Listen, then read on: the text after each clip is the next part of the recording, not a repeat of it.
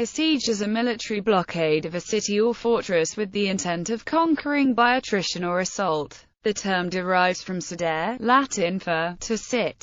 Siege warfare is a form of constant, low-intensity conflict characterized by one party holding a strong, static defensive position. Consequently, an opportunity for negotiation between combatants is not uncommon, as proximity and fluctuating advantage can encourage diplomacy. A siege occurs when an attacker encounters a city or fortress that cannot be easily taken by a coup de main and refuses to surrender. Sieges involve surrounding the target and blocking the reinforcement or escape of troops or provision of supplies, typically coupled with attempts to reduce the fortifications by means of siege engines, artillery bombardment, mining, or the use of deception or treachery to bypass defenses. Failing a military outcome, sieges can often be decided by starvation, thirst, or disease, which can afflict either the attacker or defender. This form of siege, though, can take many months or even years, depending upon the size of the stores of food the fortified position holds. During the process of circumvallation,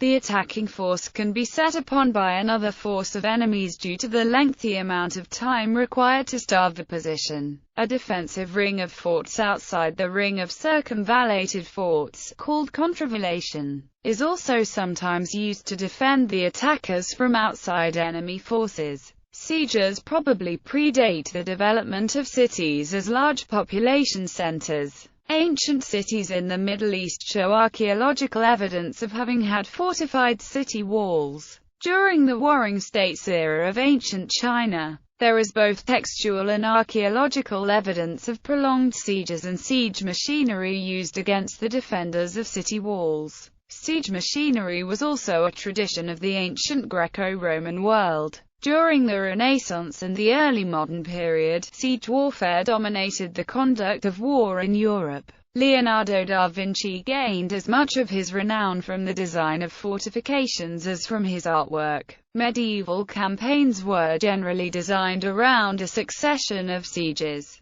In the Napoleonic era, increasing use of ever more powerful cannon reduced the value of fortifications. In the 20th century, the significance of the classical siege declined. With the advent of mobile warfare, a single fortified stronghold is no longer as decisive as it once was. While traditional sieges do still occur, they are not as common as they once were due to changes in modes of battle, principally the ease by which huge volumes of destructive power can be directed onto a static target.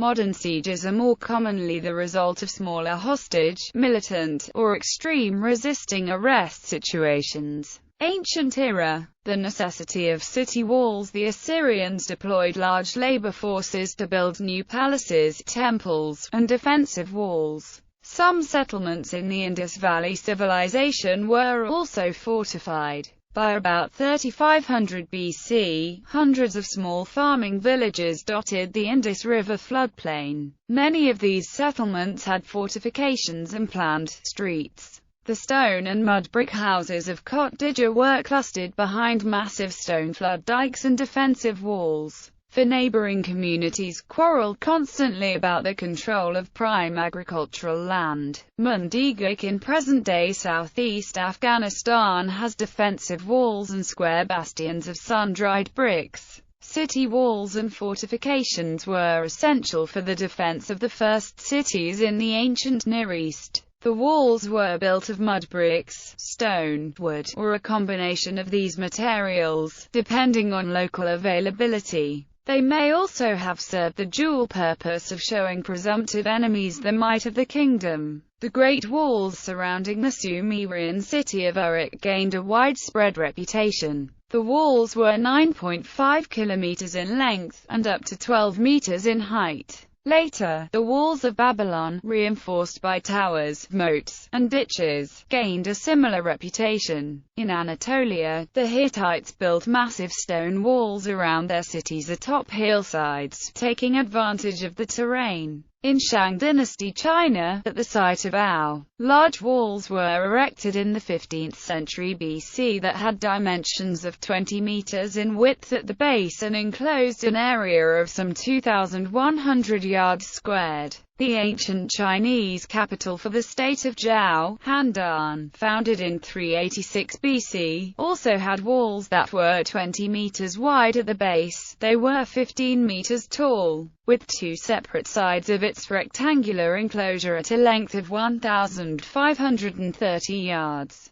The cities of the Indus Valley civilization showed less effort in constructing defenses, as did the Minoan civilization on Crete. These civilizations probably relied more on the defense of their outer borders or seashores. Unlike the ancient Minoan civilization, the Mycenaean Greeks emphasized the need for fortifications alongside natural defenses of mountainous terrain, such as the massive Cyclopean walls built at Mycenae and other adjacent Late Bronze Age centers of central and southern Greece. Archaeological evidence. Although there are depictions of sieges from the ancient Near East in historical sources and in art, there are very few examples of siege systems that have been found archaeologically. Of the few examples, several are noteworthy. The late 9th century BC siege system surrounding Tel Es-Sarfi, Gath, Israel, consists of a 2.5 kilometers long siege trench, towers, and other elements, and is the earliest evidence of a circumvallation system known in the world. It was apparently built by Hazael of Aram Damascus, as part of his siege and conquest of Philistine Gath in the late 9th century BC. The late 8th century BC siege system surrounding the site of Lachish in Israel, built by Sennacherib of Assyria in 701 BC, is not only evident in the archaeological remains, but is described in Assyrian and biblical sources and in the reliefs of Sennacherib's palace in Nineveh. The siege of Alt-Paphos, Cyprus by the Persian army in the 4th century BC. Depictions. The earliest representations of siege warfare have been dated to the proto-dynastic period of Egypt, 3000 BC. These show the symbolic destruction of city walls by divine animals using hoes. The first siege equipment is known from Egyptian tomb reliefs of the 24th century BC, showing Egyptian soldiers storming Canaanite town walls on wheeled siege ladders. Later Egyptian temple reliefs of the 13th century BC portray the violent siege of Dapur, a Syrian city, with soldiers climbing scale ladders supported by archers. Assyrian palace reliefs of the 9th to 7th centuries BC display sieges of several Near Eastern cities,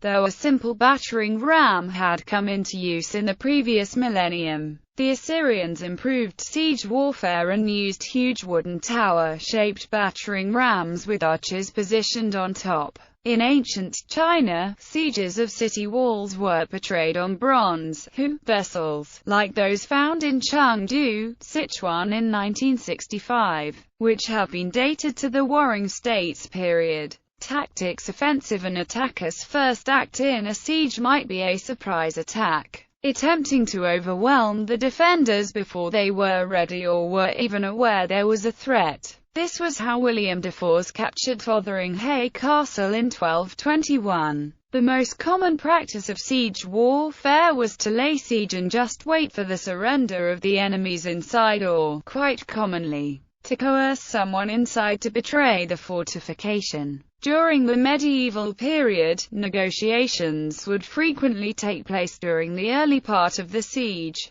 An attacker, aware of a prolonged siege's great cost in time, money, and lives, might offer generous terms to a defender who surrendered quickly. The defending troops would be allowed to march away unharmed, often retaining their weapons. However, a garrison commander who was thought to have surrendered too quickly might face execution by his own side for treason. As a siege progressed, the surrounding army would build earthworks to completely encircle their target, preventing food, water, and other supplies from reaching the besieged city. If sufficiently desperate as the siege progressed, defenders and civilians might have been reduced to eating anything vaguely edible: horses, family pets, the leather from shoes, and even each other. The Hittite siege of a rebellious Anatolian vassal in the 14th century BC ended when the queen mother came out of the city and begged for mercy on behalf of her people.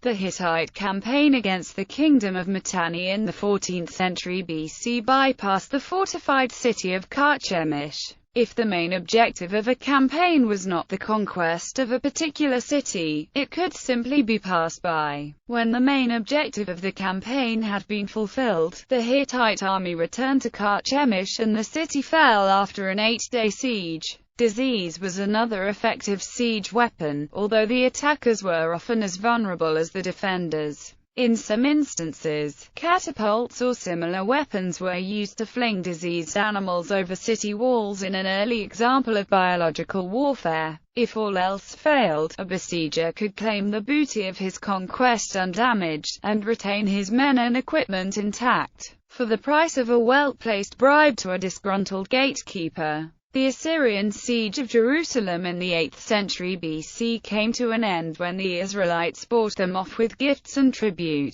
according to the Assyrian account, or when the Assyrian camp was struck by mass death, according to the biblical account. Due to logistics, long-lasting sieges involving a minor force could seldom be maintained. A besieging army, encamped in possibly squalid field conditions and dependent on the countryside and its own supply lines for food, could very well be threatened with the disease and starvation intended for the besieged. To end a siege more rapidly, various methods were developed in ancient and medieval times to counter fortifications, and a large variety of siege engines were developed for use by besieging armies. Ladders could be used to escalade over the defenses. Battering rams and siege hooks could also be used to force through gates or walls, while catapults, ballista, trebuchets, mangonels, and onages could be used to launch projectiles to break down a city's fortifications and kill its defenders. A siege tower, a substantial structure built to equal or greater height than the fortification's walls, could allow the attackers to fire down upon the defenders and also advance troops to the wall with less danger than using ladders. In addition to launching projectiles at the fortifications or defenders, it was also quite common to attempt to undermine the fortifications, causing them to collapse. This could be accomplished by digging a tunnel beneath the foundations of the walls, and then deliberately collapsing or exploding the tunnel. This process is known as mining. The defenders could dig counter-tunnels to cut into the attackers' works and collapse them prematurely. Fire was often used as a weapon when dealing with wooden fortifications. The Byzantine Empire used Greek fire, which contained additives that made it hard to extinguish. Combined with a primitive flamethrower, it proved an effective offensive and defensive weapon. Defensive. The universal method for defending against siege is the use of fortifications, principally walls and ditches,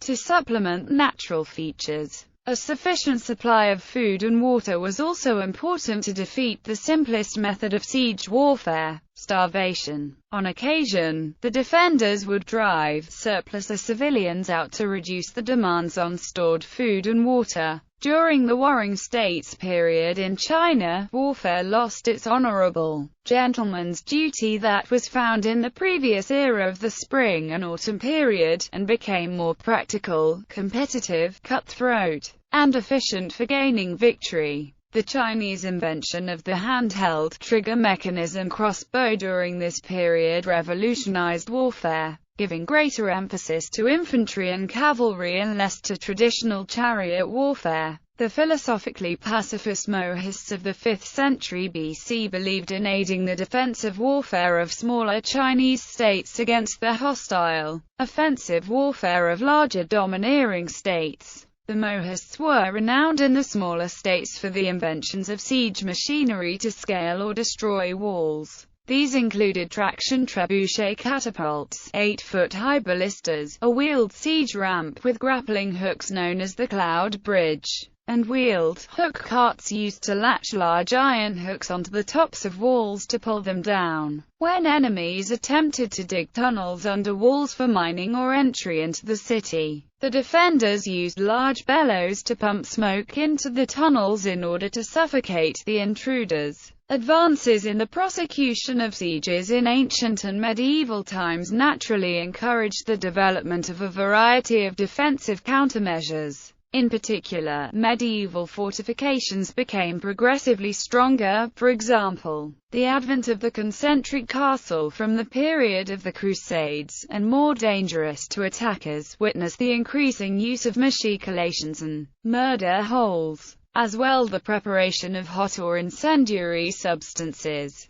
Arrow slits, sally ports for sallies, and deep water wells were also integral means of resisting siege at this time. Particular attention would be paid to defending entrances, with gates protected by drawbridges, portcullises, and barbicans. Moats and other water defences, whether natural or augmented, were also vital to defenders. In the European Middle Ages, great effort was expended to ensure a good water supply inside the city in case of siege. In some cases, long tunnels were constructed to carry water into the city. Complex systems of underground tunnels were used for storage and communications in medieval cities like Tabor in Bohemia, similar to those used much later in Vietnam during the Vietnam War. Until the invention of gunpowder-based weapons, the balance of power and logistics definitely favored the defender. With the invention of gunpowder, cannon and mortars and howitzers,